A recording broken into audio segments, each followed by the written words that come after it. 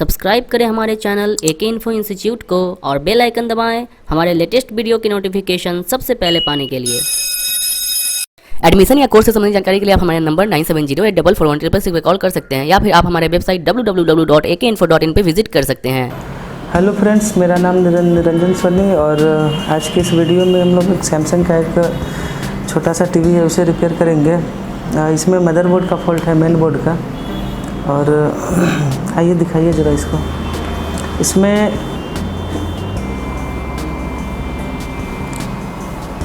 Actual में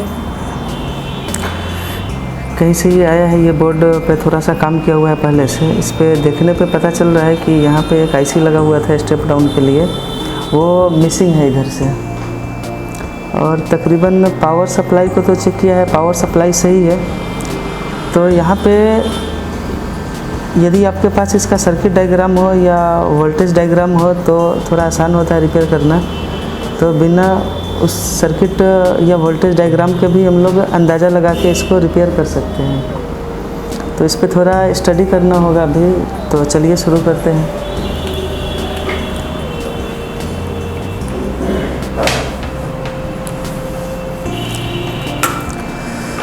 हाँ, यहाँ सप्लाई पे ये आउटपुट कनेक्टर के बारे में लिखा हुआ है। इधर 1 number EPWM, 2 number A13 volt, फिर इधर 6 और 7 पे A5 वोल्ट 5 वोल्ट करके है।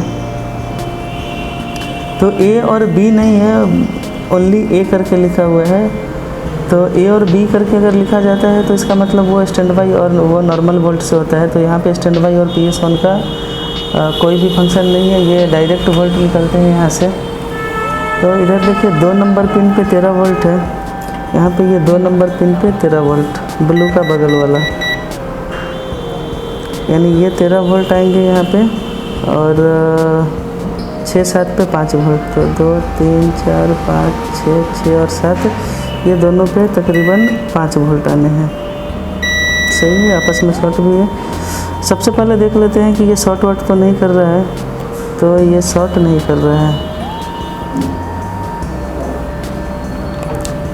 इसको बिना लगाए ही देखते हैं अभी।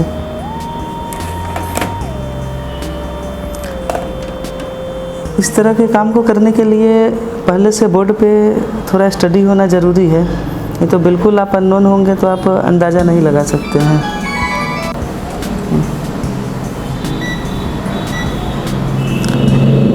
इस बोर्ड में देखें तो सबसे पहले स्टैंड बाई 3.3 वोल्ट बनना चाहिए। यहाँ पे देखें तो एक ये क्लॉक जनरेट करने के लिए एक आईसी बना हुआ है। तो देखिए ये 5 वोल्ट,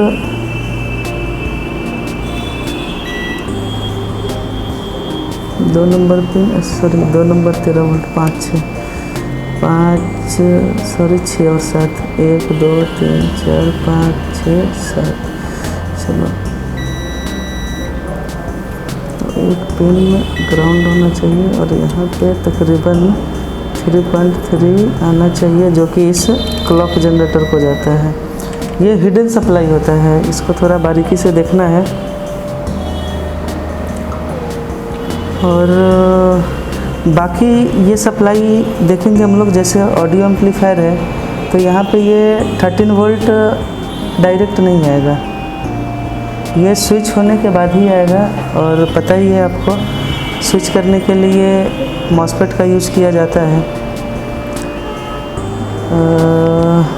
इसको अगर देखें, ये यहाँ पे बना हुआ डुअल मॉसफेट है, 3 4 5 6 7, सोर्स 1 गेट 1 सोर्स 2, सही है। 13 वोल्ट अब सही है। इसको भी प्रॉपर चेक करना है, ये भी कई बार फेलियर होता है। खैर, इसके इनपुट पिन पे एक बार हम लोग चेक करते हैं कितना रहा है। अच्छा, इनपुट पे 13 आ रहा है। ये तो रैम सप्लाई के लिए बना हुआ है, ये कोर सप्लाई के लिए है। और चूँकि 8 पिन का SPI फ्लैश नहीं यूज हुआ है यहाँ पे, BGA NAND का यूज़ किया गया है एज ए बायोस IC। तो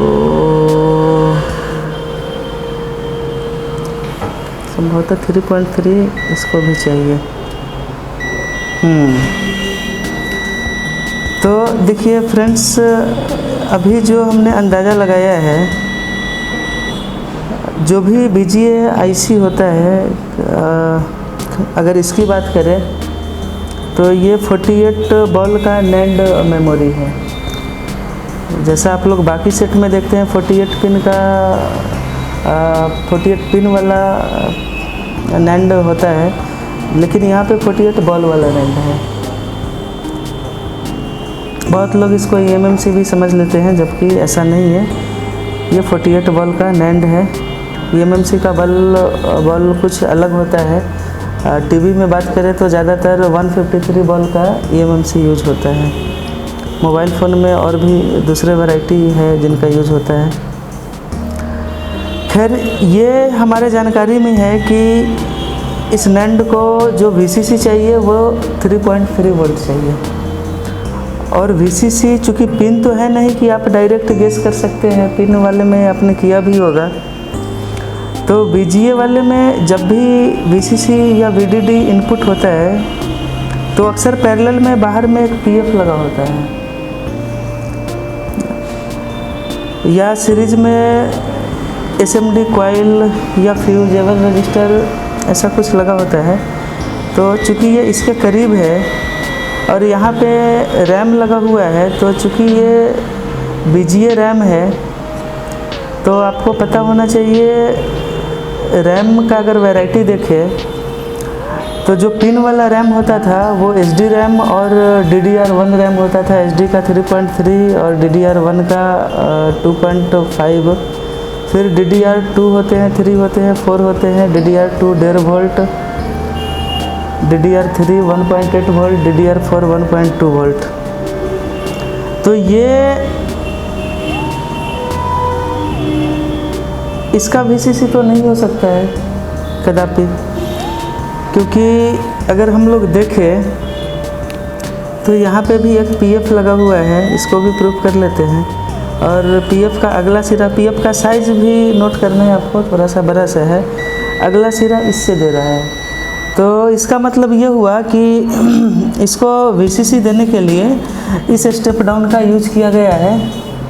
मतलब ये जो कॉइल इससे कनेक्टेड है वो निश्चित रूप से इसी के VCC के लिए है। और चूँकि ये NAND है तो जाहिर सी बात है इसको 3.3 वोल्ट चाहिए। तो अब तो समझ में आ रहा है, यहाँ पे 3.3 आपको देना है।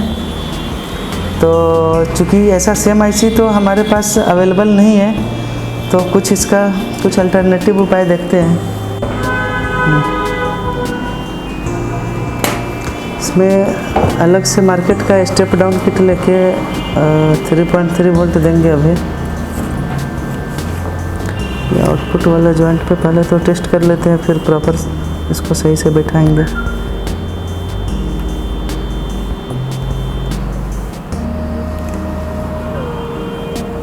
इनपुट प्लस इसको दे देते हैं इनपुट पिन पर।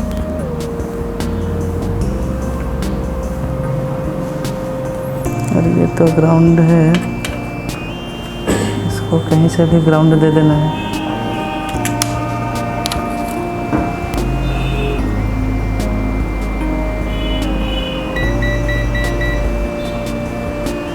ठीक है, इसको अलग रखते हैं तब तक टेस्टिंग में।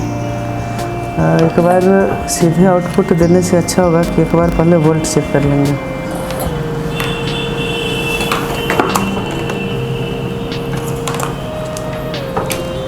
CFL का वायर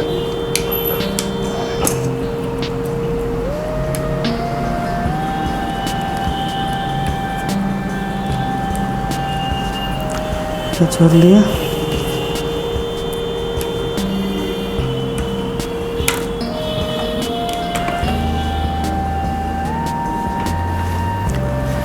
सप्लाई देते हैं।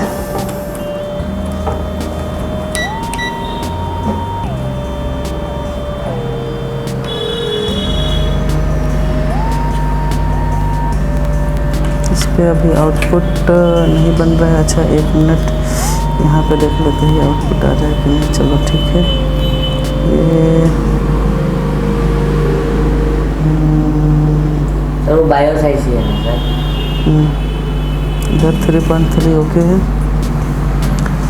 स्टैंड बाई सप्लाई से ही इस पर 12 वोल्ट कहीं अलग सोर्स से देख लेते हैं। पहले 3.3 वोल्ट कंफर्म कर लेना है, क्योंकि स्टेप डाउन का भरोसा नहीं है मार्केट वाले स्टेप डाउन का। अगर आउटपुट गलत मिला तो फिर ये प्रोसेसर वगैरह ख़राब भी हो सकता है। तो इस पॉइंट पे 13 वोल्ट के आसपास आ रहा था। इधर से एक बार कंफर्म हो लेते हैं।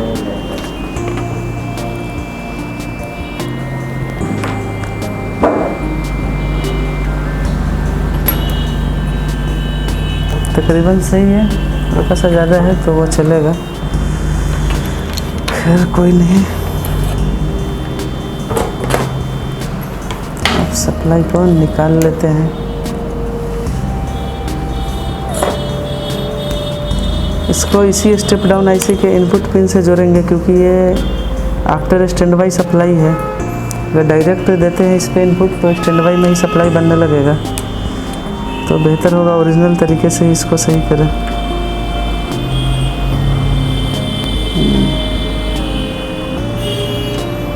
यहाँ पर पीएफ निकाला हुआ है पहले से, लेकिन इस सर्किट में ऑलरेडी पहले से लगा हुआ है।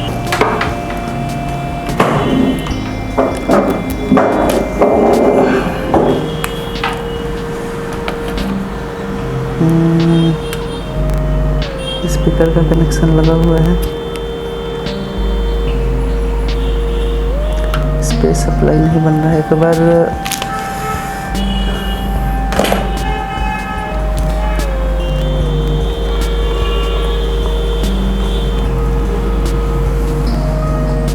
Stand by button, yes touch screen है, रिलीज हो रहा है स्टैंड बाई।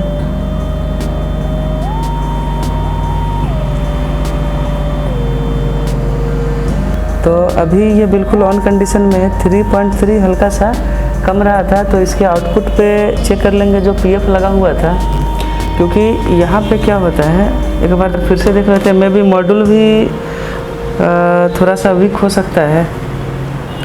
और सबसे खास बात कि इस पे हाथ नहीं रखना है कभी भी स्टेप डाउन वाले आईसी पे।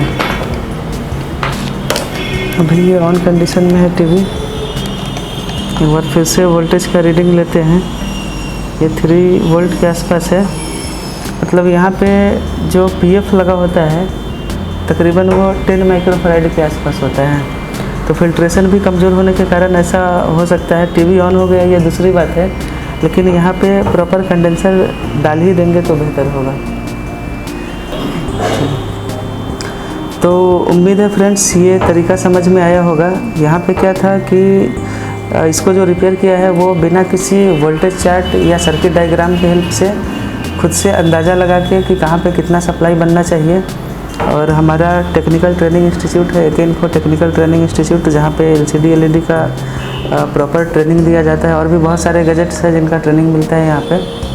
अगर आप कोर्स में रुचि रखते हैं तो अधिक जानकारी के लिए वीडियो के नीचे जो नंबर स्क्रॉल कर रहे हैं उन पर फ़ोन करके आप पूरी जानकारी ले सकते हैं कोर्स के संबंध में। धन्यवाद।